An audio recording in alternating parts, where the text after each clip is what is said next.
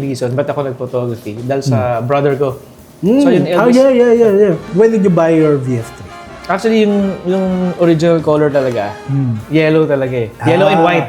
Pinaka first car na yung talagang nagustuhan ko talaga, yung Honda GD, Honda Jazz GD. Ah, wow! Honda Fit. Parang dito yung VF7, VF8, VF9, VF3 na kilala ko ah. Kaya mo I na. wanna start, yeah. Kaya mo na.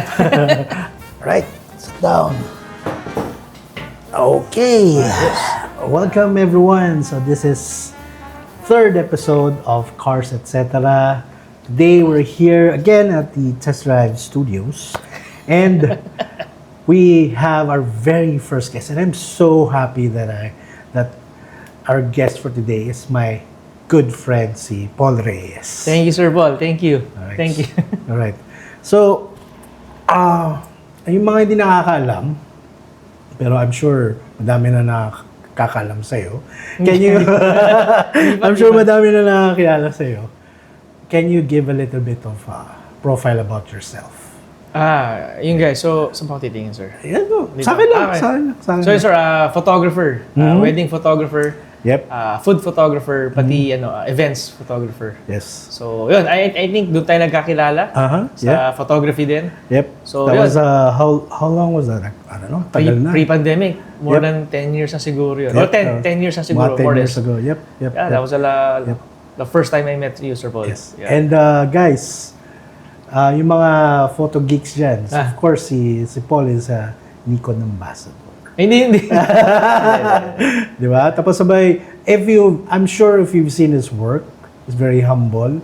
If you've seen yung brownies, also ito yung alam ko lang and then yung Popeyes, di ba? Yeah. And so much more. And I think before nakilala of what is mostly known now is yan yung food photography niya. And of course yung weddings and everything. Kasi ako rin nag-wedding tayo, events passion, and everything, and that's really where we started. Tama. Diba? So, okay, I want to start with, kain muna tayo. Kaya mo na. Kaya mo na. I want to start with when you started photography. Kasi alam ko, your family had a business before pa and everything. So, why did you go into photography? Yung pinaka-main reason ba't ako nag-photography dahil sa brother ko. So yung eldest... Yeah. What's his name again? Si Kuya Mike. Teka, yun ako muna to. Wait lang. Yeah. Sinailan ko na yun The reason why I started photography, dun sa brother ko, si Sir Mike. So ngayon, nasa Canada na siya. So medyo nag-ano na siya. He migrated sa Canada. So you took over the business now or something? Not really took over naman kasi meron siyang sariling clients. Then meron din naman ako. I see. Pero yung sa akin ngayon, feel ko nadagdagan kasi may mga shoots siya na pinapasa na sa akin. Okay.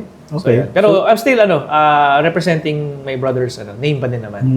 So, yun ang short story lang. Pero siya yung naging inspiration ko din kasi back then hindi pa ako actually, high school pa lang ako noon. Na inisip ko pala kung anong course yung kukunin ko sa college. Nagpo-photography na siya. And then, like ko parang masaya to Pero back then, hindi ka pa kumikita It's more of passion lang talaga. Yung passion. Passion. So, tuwing may family events, kunyari may gathering. Pag-uwi, naka-upload yung photos niya sa ano pa yun Hindi ako nagkakamali. Parang multiply pa. Multiply. That's great. Ako din meron multiply and then, syempre, you started with family muna. Yes. And then, social media came in and then meron ka palang talent kahit paano. Then you buy your... what was your first camera? Ang first camera ko noon, kung di ako nagkakamali, was a hand-me-down sa brother ko din. Na Nikon D70. Okay. Well, D70, di malang yung D90. Tagang matagal na talaga yun. D70. Alam ko, kung di ako nagkakamali, D70 yun. And then, few years after D90 naman. D90. Doon ako The ever popular D90. Sobrang ano yun. Grabe no. Tangke yun. Oh, yeah. I think may mga iba pa makita minsan sa marketplace may nagbebenta pa. Umaandar pa rin. Yun. So, yeah. very sturdy, tsaka reliable. Reliable siya. Then after nun, from there on, nag-try mag-switch na ibang brands. Yeah, I know. You tried so many brands na. So, medyo naging trending kasi dati yung Fuji. Fuji. So, medyo binenta ko muna yung mga Nikon nun. Yep. D750 yung last kong Nikon. Nag-try muna ako ng XT1. XT1. Enjoy ako. Hanggang sa, ang ganda pala sa photos to. Ang ganda yung kulay. Yeah. Ako, I still miss yung Fuji colors, and the weird thing is actually mga lot ko is Fuji color. Hanggang ngayon? Bumabalik ako doon. I'm trying to kasi iba talaga yung kulay niya. And, it's good for just everyday thing Yes. Everyday thing. Ang hirap Kahit sa video, mas gusto ko yung kulay ng Fuji. It's just that, syempre, you cannot have all the cameras naman. It's so difficult to have so many systems And then, na-force ako actually, di ba, I asked you before, I wanted to try yung Nikon. Yes. Canon. And then, ngayon, I'm just trying out Sony, and then, even ngayon, yung DJI. Grabe yung quality ng DJI. Insta, di ba? Iba na yung camera ngayon Ikaw, di ba? This is your primary camera, di ba? So ngayon guys, ito na yung main camera ko ngayon. So DJI Action 6. Action 6, So nag-Osmo din, pero di mo mali yung kinakabahan ako dun sa gimbal. Sa gimbal, sa akin, ilang beses na nahulog And then, pero ako, I love, ito yung gamit ko ngayon, no? Ito, gusto ko yan. Yung Nano. Nano, I think. Nag-warp lang, pero it's pretty crazy na you can just hold it like this. Tama. Tripod. Tapos magnet pa, no? Tapos magnet pa and everything. Panalo, talagang, wala nang... It would be interesting na gumawa ng camera yung DJI. Di ba? I think yung lente lang yun nila Kasi syempre, ang hirap i-develop nun Pero baka pwede adapt sila ng pang Sony mount. System, Body na lang yung DJI. Yep.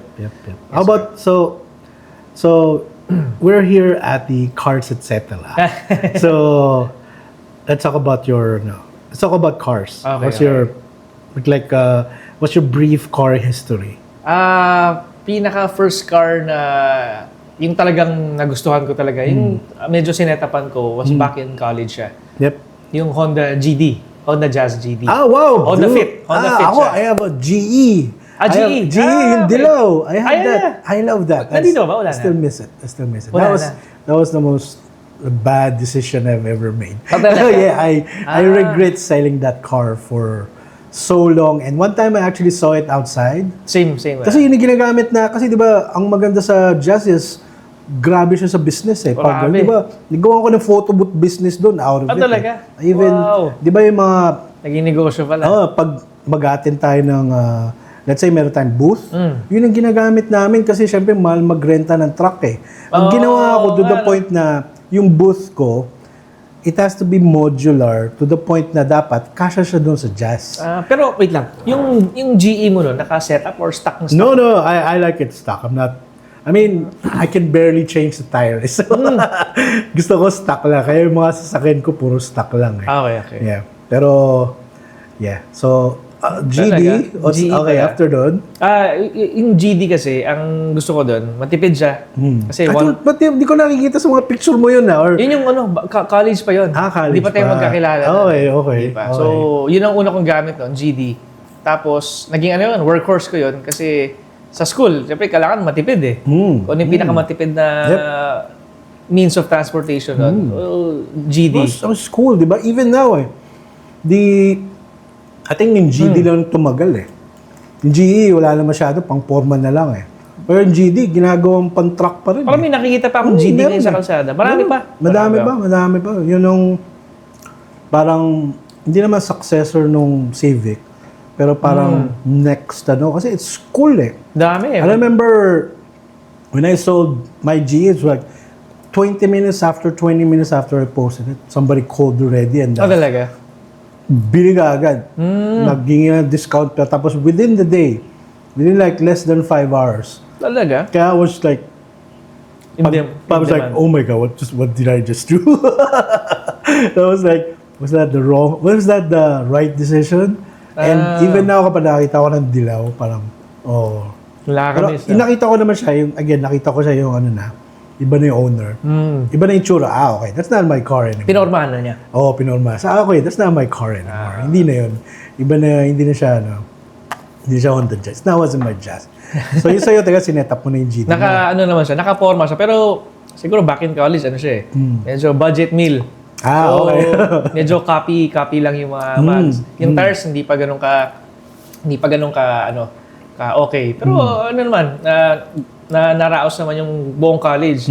Pero within that college, meron din ako nagagamit na isa pa, yung Pajero. Pero ano siya, paano ba explain? Parang yung right-hand drive siya. Yung Subic ata siya nun. Talaga?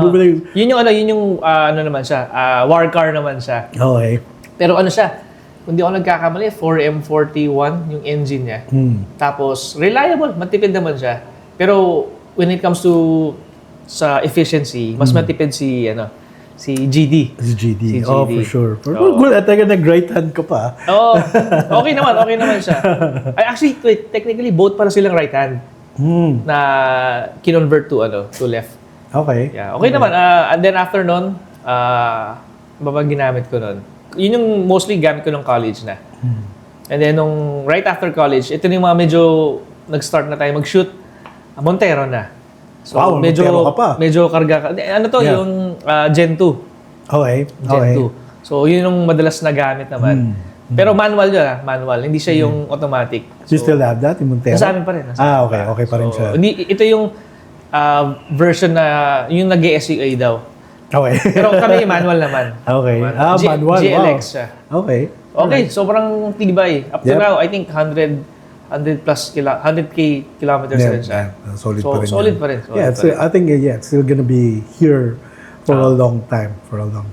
Di ba meron ka rin may Mazda ka rin, di ba? Yung Mazda, lately na yan eh. Okay. So, yung Mazda, na yun? Siguro 2020. Okay. 2021. Okay. Okay naman. So yung far. Mazda 3. Matipid. Okay. Matipid. Very reliable. Pero grabe yung driving experience mo kapag sa Mazda, no? Mas siya, kumbaga Premium. planted talaga. Yeah, premium. Planted siya. Tapos, it's kind of like one of the best, kind of like affordable. Pero, the first time I drove a Mazda 3 was just, actually just a fan of mine. When I started the car photography stuff, somebody just messaged me na, you wanna take pictures of my Mazda 3? Sabi ko, yeah, doon kami sa BGC. Yung BP ba to? Yung bago? Basta Soul Red. Yung red na Pero anong version siya? Yung BN, BP? I think yung latest pa rin. Latest pa rin. And then it's a beautiful car. It's still a beautiful car. Even now, kasi nga, Kodo design, diba? Kaya, tapos nanalo pa yung specific Mazda 3 na to. Nanalo siya ng car design of the year. Yep. So, 2020 ata yun, kung di ako nagkakamali. Yeah. Tapos, there's even now, there's hardly, there's still changes there for sure. Pero, yun ang maganda sa Mazda, they've really kind of sort of embraced na, and then they stuck with their designs na. Unlike other car brands na, constantly changing. Si Mazda, they're very, very particular, very, very careful not to sort of change it. And also, siyempre, kita mo ako, dream car ko, kahit na for a weekend lang yung Miata sana, makadrive lang. Actually, ma-invite lang doon sa Mazda. Mazda Fest, di ba? Maybe we should try that. Maybe that should be our goal. One of these days. Yeah, one of these days. Kasi, iba yung enthusiast crowd ng Mazda na talagang they've, it's premium, pero at the same time, it's attainable naman, and then, yun nga yung Miata and stuff. And I haven't driven. Siguro driven like ikot-ikot lang, pero So, so after Mazda 3, Vinfast na. Ayan na, ito na. This is what okay. So, how many years was ago na the first time na when did you buy your VF3? 2024 November. Okay. Pero nag-order ako nun, parang August or September. Okay, natay mo talaga. Medyo matagal din ang waiting nun. Okay. Matagal. Okay. Guys, I think naman you've seen, even the whole brand itself, kasi everybody knows na, and anybody I ask na, sino si Paul Reyes? The red VF3.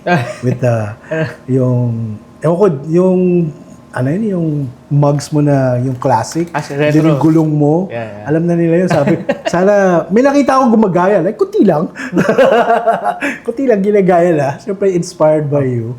And you were one of the first na, no? Diba? Like, I remember, ano yung storya dun sa kotse mo? Na when you bought it, your... ibang kulay. Yeah. Actually, yung original color talaga, yellow talaga eh. Yellow and white. Okay. Yellow and white. Okay. So, sabi nung agent, sir, nag-promise sila parang October ata yun. October ang release. August pa lang or September, end ng August to September, nag-down payment na ako. So, sabi nila, marirelease na ng October. So, syempre, eager ka na nun eh. First electric vehicle na full EV. Hanggang sa, nung parating ng October, sir, parang mamumove pero nagsasend ng photo ng nasa ano na raw, nasa port ata yun. Okay. So, okay, pagdating ng date na sinabi nilang release, sir, pasensya na, mamumove next week. Sige, sabi ko, sige, isang linggo lang naman eh. Hanggang sa pagdating doon sa isang linggo, sir, mukhang ano na naman. hanggang sa nagtry ako lumipat na ibang dealer. So, pagdating sa ibang dealer, readily available pala yung yellow. Okay. Tinawagan ko yung... Ilipat mo yung deposit. Yung deposit. Oh. Nahiya naman ako doon kay ma'am kasi kausap ko. Mabait naman siyang kausap. Sir, dito muna, ituloy mo na. Pero, sige sir, gagawin ko ng paraan. Gusto mo ba today meron na? Wow! Hindi. Biglang pwede palang gano'n. Pero, may catch siya. Oh. Ibang kulay. Okay. Red. Doon ako nag-isip talaga ako ng matagal eh. Iba yung kulay na gusto ko eh. Kasi yung yellow yung hero color talaga ni VF3. Yep. Pero yung red, sabi ko, same sa Mazda 3. At least medyo okay. Same color siya. Yep. Sige, pumayag na ako kay ma'am. Then right there, nung pagkatawag niya na available na, pinuntahan na namin. Kinuha, nagbayad na. Back then, ang options were subscription Remember or that. cash payment. Ngayon, yung subscription, hindi sa akin ma-explain nung ano.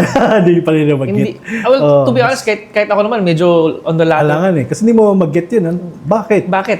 At saka, I guess yung pricing nun, hindi pa ganoon ka okay. Yeah. Ngayon, mas okay na eh. That's crazy. So ngayon, napilitan ako mag-cash na lang.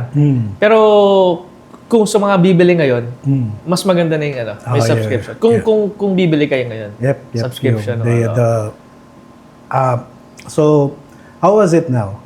So, it's magto 2 years na. In a few months, magto 2 years na. 2 years na siya. So far, so good. So far. Merong hiccups here and there, pero it was solved mostly through software updates. Software updates. Tsaka ano siya, in terms of tipid, nandun talaga. I think wala nang mas titipid pa sa full EV. Yeah. BEV. Pero, sabi nga nila, sana pag nakikita mo yung auto at nakikita mo yung mga in-upgrade mo. Okay.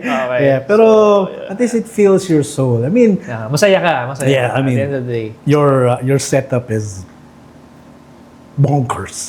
Bonkers. Thank you, Sir Paul. Thank you. Nice. It's okay. Dun sa VF3 mo, okay, so it was, were you happy with the red color?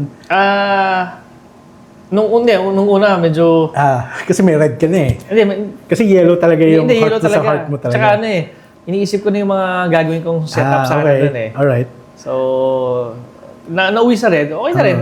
Nandiyan na yan eh. Yeah.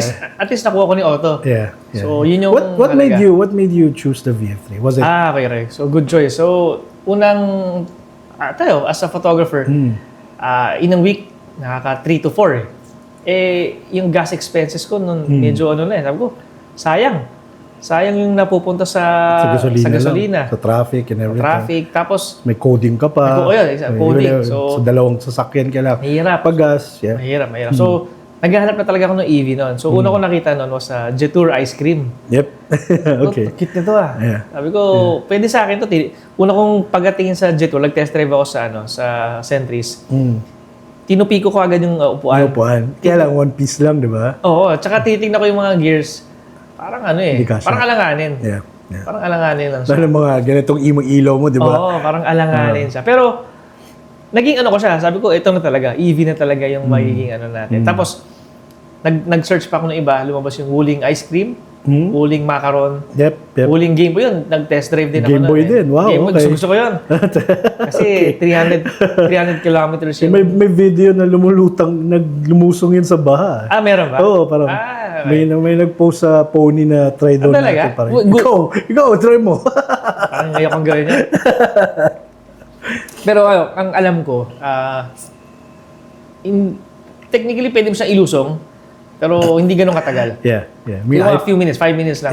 Yeah. If Worst case yun, worst If you don't case. have any choice. No choice, naabutan ka sa kalsada. Pero the cool thing, ako naman, pinakamalaking lusong ko is like 1/4 ng gulong. And hindi naman 1/4 ng gulong. Tapos maalon din yun. Tapos, Okay. Pero hindi naman ganun katagal. Okay. I actually wanted to test it. Parang, okay, let's try it. Ano mangyayari? Yeah, let's see. May warranty pa naman and everything. Tsaka, wala naman tambucho, so I wasn't really worried. Tapos yun nga, IP67 naman siya. Talaga? Yung Sa Pony. And then, tsaka ako, katulad ngayon I wanted to try stuff wanted to know Para your question is already, answered kagad. At least nasagot yung tanong niyo nun. Oo, nasagot na agad yung tanong na, can it, lusong ba siya? Then, so you were one of the first. I remember when Vinfast started. I mean, it had so much bashing from YouTube, di ba? Talaga? Yung sa VF8. Kasi, sa US? Oo, sa US kagad sila Tapos, I remember there was 1 month na they didn't report and there was even like a rumor na wala silang nabenta Like, ganun yung... Sa US ba ito or sa Philippines? Sa Philippines. I heard that And I'm sure it wasn't true, pero they weren't reporting it. And then, even other media outlets were kind of like a laughing stock for sure.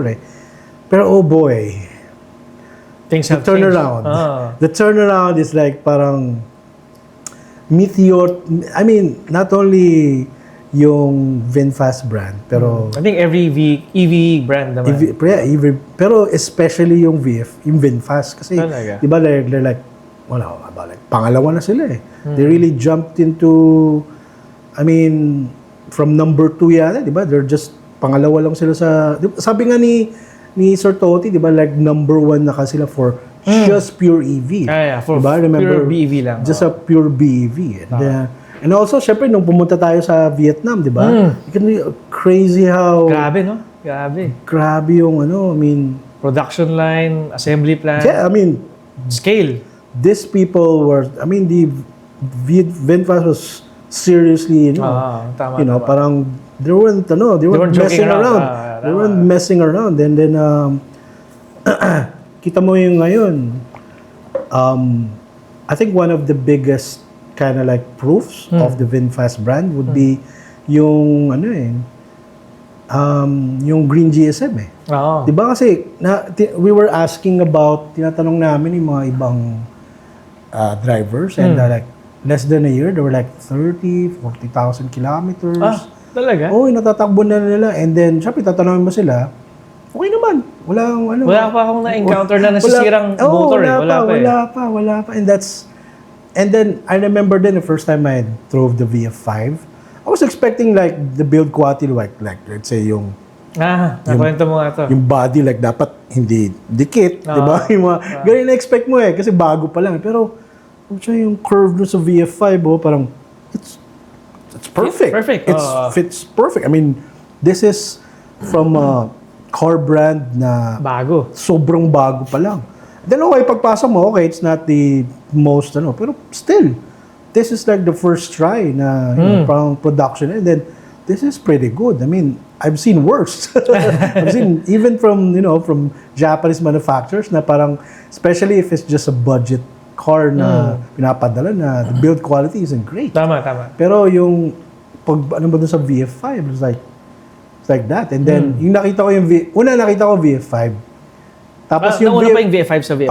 VF5 dito. Talaga? VF5 yung una ko na try. Okay. Hindi like a single. Isa lang yung test unit nila Yeah, it was like the red one. I was there. Tapos parang nag-swapping kami ng ibang creators. Mag-test drive. And then, nakatago lang sa plastic yung mga VF3. Nakita ko agad yung yellow. Sabi ko, oh my God, that is Ganda. So cool. And I couldn't post the picture eh. I couldn't post it. Oh, inaantay pa nila eh. And then, yung pictures pa lang, tapos when they launched it, you know. And now, kita mo naman yung, okay, how about you? What do you think of, let's talk to us about your ownership experience. Okay. So, 1 year and, ano ba ngayon? 1 year and 7 months? Nasa akin si VF3. Pero, May pangalan ba yun? wala eh. Maraming nga nagtatanong eh. May name. Maraming nagtatanong. Pero, since nauso yung Vini, Vini na lang?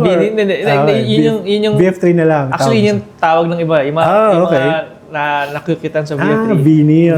Cool. Parang Jimny, di ba? Okay. Anyway, so si VF3, merong hiccups here and there. Actually, yung nakuha ko si VF3, hindi naman perfect eh. So, merong glitches siya once in a while. Pero, na-solve siya ng firmware update. And then, there are issues with other users, yung sa speed sensor nila. Oh yeah, I've been reading about that. Actually, prominent siya sa mga 2024 and 2025 models. Okay. Ngayon si 2026 models na, yung mga bagong release na. Okay. Parang na-perfect na nila eh. Wala na. Actually, wala na akong nababalitaan. Alright. So, yun yung mga concerns na ma-experience mo kung 2024 or 2025 yung ano mo. And then sa suspension, medyo matagtag siya. Kanya-kanyang diskarte kami. Okay. Pero one big factor na nakatulong was yung upgrading ng mags and tires. Kasi yung mags and tires, mas malapad na siya ngayon. Mas malapat. Kita ko nga yung sa'yo. Versus dun sa stock na 175, 75, 16s. Sobrang nipis. So yung imperfection sa kalsada, ramdam mo talaga. Yeah. Nagkaroon siya ng heft. Nagkaroon ng bigat yung sa steering feel niya. Dati parang ano eh. Pwede mong nasa daliri eh. Hindi mo alam kung, parang katulad sa pony ko na, mikot ba? Di mo na matansya. Kasi sobrang gaan. So naalala ko pa nun, yung stock tires ko pa nun, pag nalubak ako, minsan na ano ka, yung manibela. Sasabay ka. Sumasabay eh. Pero ngayon sa bigger tires, wala. So lapat siya. Sa tingin ko dapat, well, kanya-kanya naman. Pero sa tingin ko dapat kung kukuha ka ng VF3, yun yung una mong may upgrade path ka talaga. So, yun ang, kaya marami nagtatanong sa group namin na anong mags yung compatible, ano yung hindi sasayad. Kasi I think yun ang nagiging first impressions din nila. Yeah. And the customization options that you've been getting is, I'm absolutely jealous of it. Kasi kami, yung pony group namin, hubcaps is even an issue. Hubcap pa lang eh. Kumbaga, there's not a lot of options eh. Kasi nga, limitation yung size ng gulong. There's hardly anyone yet who's been able to change it. Kasi nga, hanggang 12 lang siya. So, parang bira, no? Bira talaga. Bira yung ganun setup. Pero yung sa VF3, I guess almost every buyer or potential buyer, they're already in their mind na parang already in their mind, already in their mind na mag-upgrade mag-upgrade sila di ba? So, kumbaga, tanggap na nila yun eh. Actually, yung di ba? Tanggap na nila yun eh. Yung VF3, ano siya ang maganda doon sa community, pati sa EV in general. Kasi since dumating yung VF3 siya, parang lahat tayo, kahit na bata o matanda, lahat para tayong bata ulit eh. Nagsisimula tayo sa kasi, new learnings lahat eh. Yeah. So, tapos kasi nga you're constantly learning. Tapos syempre you're having fun. Especially that you're having a lot of fun with your car ownership. Tapos yun nga, you get to share with other community members. Tama. Nag-enjoy. Yeah. Have you, let's talk to me about yung VF3 community nyo naman. Are you like officially the Kasi, I remember when I saw you with your VF3, sabi ko, nirecommend kita kaagad dun sa sa Vinfast kaagad. Sabi ko, you gotta meet this guy. And syempre ngayon, the brands, they wanna, for me, yun nga kasi you have to be real and everything, yung actual owners. I'm so, not only am I happy, pero I'm amazed yung growth. Not only yung VF3, but also you na...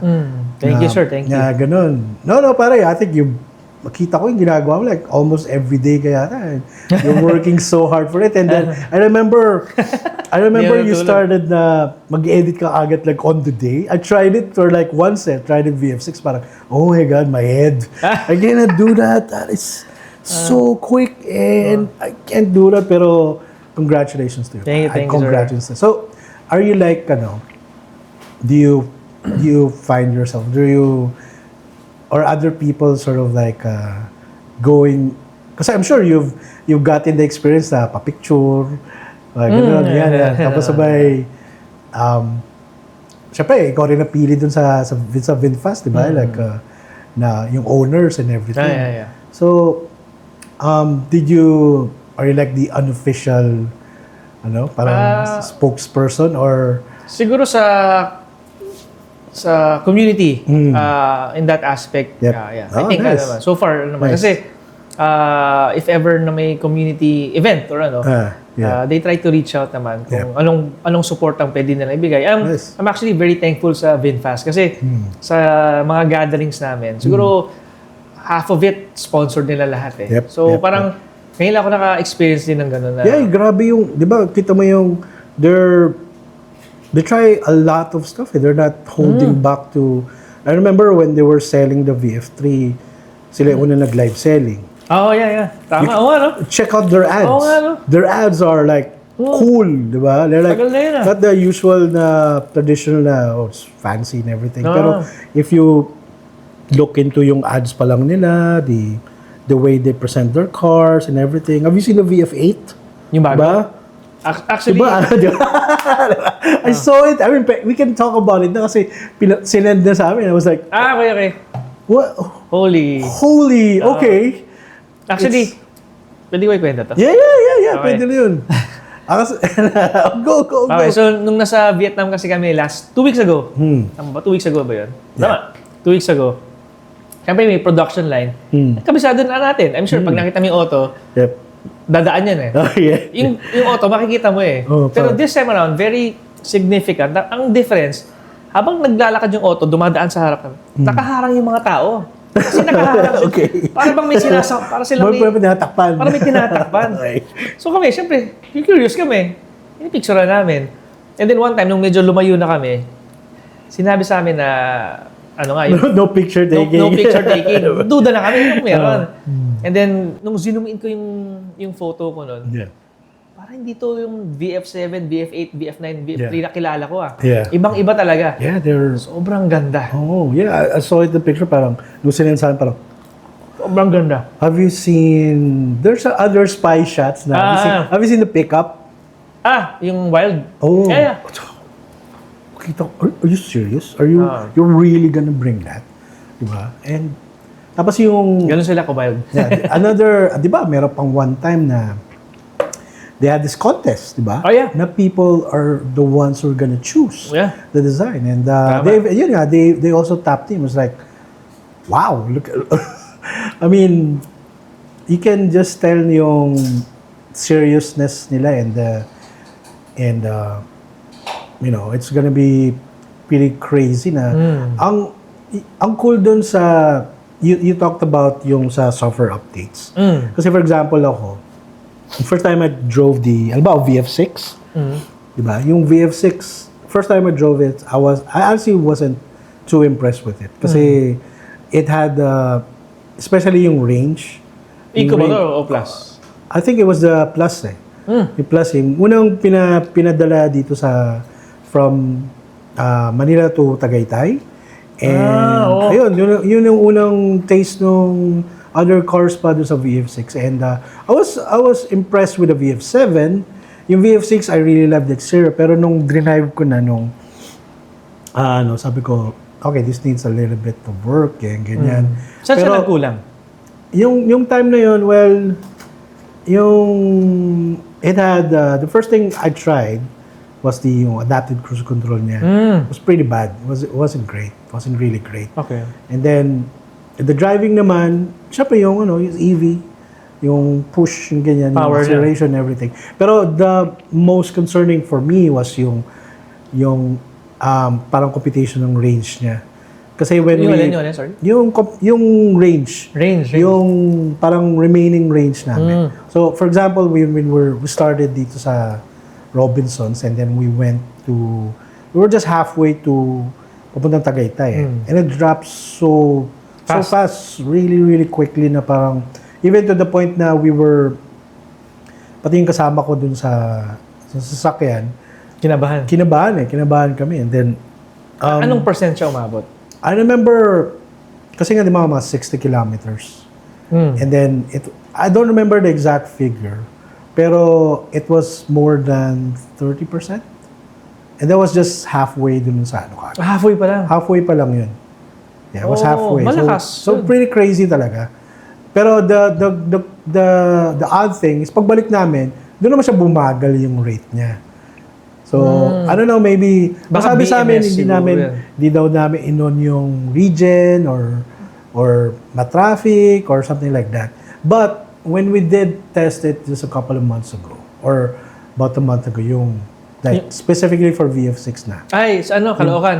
Yung 39 na namin talaga. Yun. Okay na? Absolutely. Mas okay na talaga siya. Mas accurate na siya. Tapos, I was super, super impressed dun sa adaptive cruise control niya kasi nakita ko yun. Pinost mo yung video. That was crazy na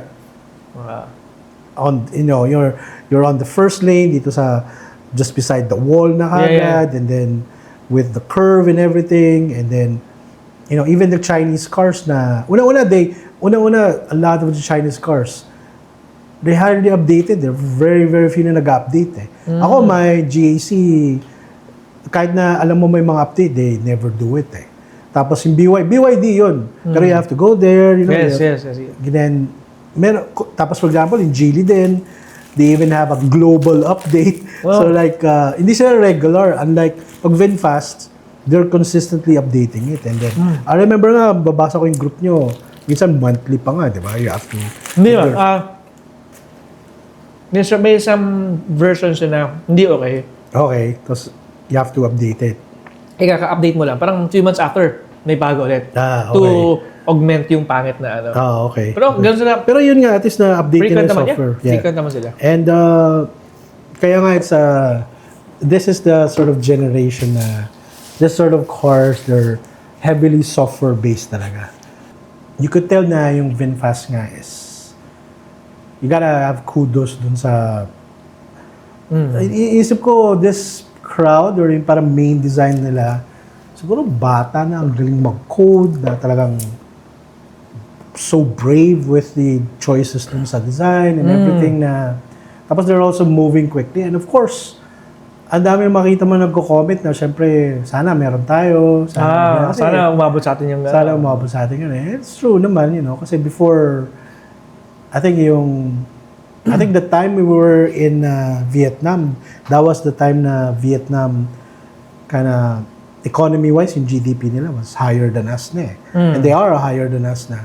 So, and you have to also, for me, yung resilience ng Vinfast na kahit na nung una, puro bash, puro ganyan. Pero ngayon, they're, doing well. They're doing so well na other manufacturers, especially locally, they have to react, diba? They have to seriously react. And totoo yan. Then, look at the VF3. Kaya sabi ko dun sa video ko na there's more to it na not just the VF3. Okay. So I'm just gonna go through the questions. No? Yeah, go. Questions before. Ganda nun Ganda matanong nyo. Yes. Matagal na ako nag-train. Before kasi nag-ano na ako eh. Kaya ako nag-testing muna before. Testing muna before. Si Andy, di ba? Hindi daw. Hindi lang. Before pa nun, nag-ano pa ako sa mga ibang creator din na parang... sige. Okay, sige. Sige sir, itanong nyo na lang para mag-kick in yung ano. Alright, so So now that you're going 2 years with your VF3, what can you say about yung, diba, we talked about yung ownership, and kita mo naman yung mga moves nila, like of course yung nilower yung cost because of that, yes. Subscription niya, and then yung what do you call that? Yung they buy you back, yung parang buyback program. Residual value program. Yung residual value nila, and of course yung yung approach nila with selling. Tapos they're so aggressive with their marketing and everything. So what do you think about the brand after seeing or visiting the Vietnam and everything? I mean, of course, in general, of course, you're gonna be impressed. But can you tell us what you think of Vinfast now? Actually, I would like to personally comment siguro si Sir Toti. Kasi yung sa kanya ko tumatak yung salitang rewriting the rules eh. So, nung sinabi niya yun at first, parang hindi ko maintindihan. Kasi what do you mean by rewriting? Kasi parang may norm na eh. Susundan mo na lang. Pero when I got the VF3, napansin ko yung actions sila, the way they market the car, the way they do events, ibang-iba. Very different from what I know of. So ngayon, when it comes to Vinfast, I think they're on the right track. They're doing really well, marketing-wise. Sad lang ngayon, medyo nakakalungkot kasi pag pumunta ka sa mga showroom, wala ka talaga makikita. Malungkot kasi wala ka makikita, masaya kasi alam mong nabenta. Pati yung demo car or yung show, nabenta na rin. Pati yun, nabenta naka-reserve na. To the point nga natatawa ako, may mga doon sa VF3 post na, nandiyan yung barko! So, pag nasa VF3 community ka, makapansin mo, laging nakatutok sila doon sa Silver Queen na boat. Tama. There's like, look at that. That's grabe. Pero pag nag-post yung about doon sa boat, ang dami nagko-comment. So, meaning, ang dami nag-aabang talaga. Nakabang talaga sila. Nakakatuwa naman. Nakakatuwa. Okay. How about, and also for me naman, we've talked about yung how they're doing things differently. They're offering this and that, and also yung management nila yan totoo nga si Toti na magaling. So Toti magaling. Yung sa marketing din nila and everything, si Ma'am Nora. And then Ma'am Nora. So just changing things up talaga. Changing things up. Kaya I mean yung VF8 and everything. So yeah, it's looking up. But of course, it's not perfect. So, what do you think naman of the sort of improvements that Vinfast should be doing next? Sa tingin ko, when it comes to improvement, I think kailangan talaga nila mag-put up lang maraming charging stations. Okay. I think yun ang pinaka sa napapansin ko with different Vinfast users. Medyo nagkakaroon ng bottleneck between the... Nag-aaway-away. Pero, I think ano lang naman proper orientation. So I remember when... Etiquette, I guess. Yeah, well, sa bagay, that's a Filipino trait. And also, not only yung chargers, kasi I remember, there was Vinfast said na one of the hurdles that they're facing is yung regulation, yung ayaw payagan na magtayo. Siyempre, parang yung mga political or regulation-based na nahirapan sila magtayo.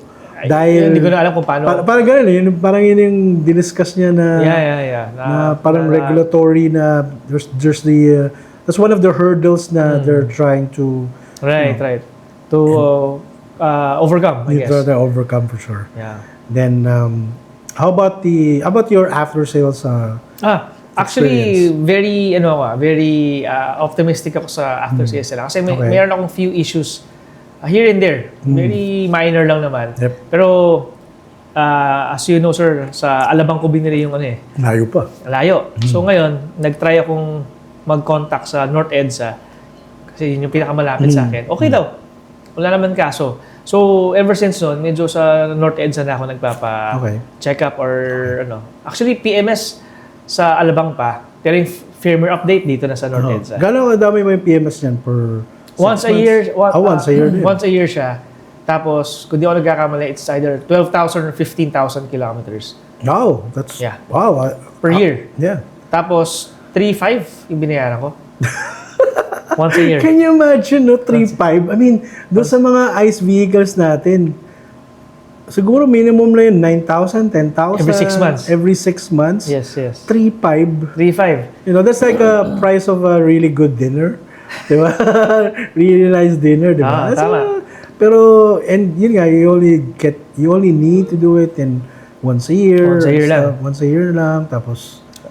Hinigpit. Actually, yung nagpa-PMS ako, firmware update kasama na. Tapos, at the same time, pinalitan yung cabin filter niya. wow. Okay. So, I think that's one of the bulk dun sa binayaran ko. Okay. And then Yung the rest, cabin filter. puro higpit-higpit na lang ng mga bolts na lang ng suspension, check yung motor, battery, check lang din. Okay pa. Perfect pa. Alright. So, okay, before you go, we have a couple of questions for you. Go. So, this is the 5 fast questions. Ano yan? Sorry? 5 fast questions. These are new fast talk wala fast question. Okay. ICE or EV? EV. EV. SUV or sedan? SUV. Manual or automatic? Manual. Brand new or second hand? Brand new.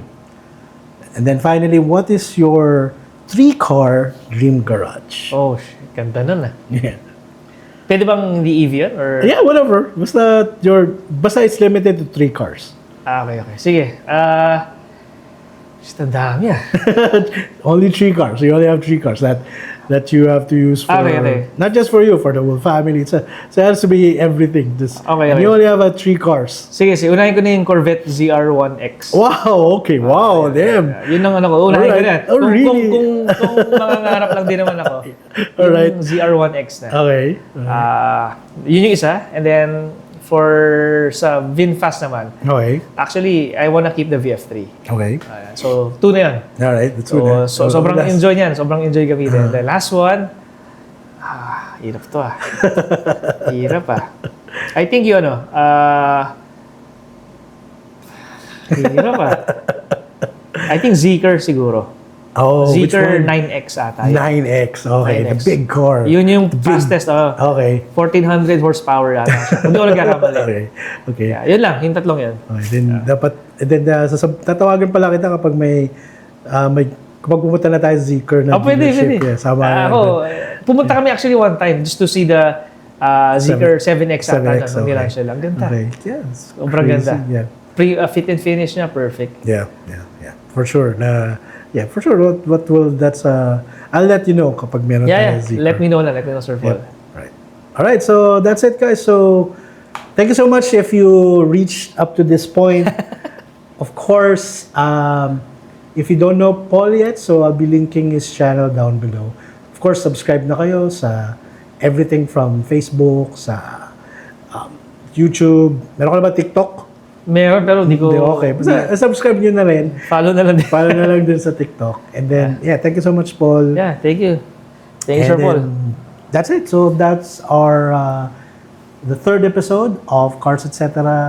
Thank you so much again for Paul for visiting. And we'll... Anytime. Then we'll see you on the next video. Peace.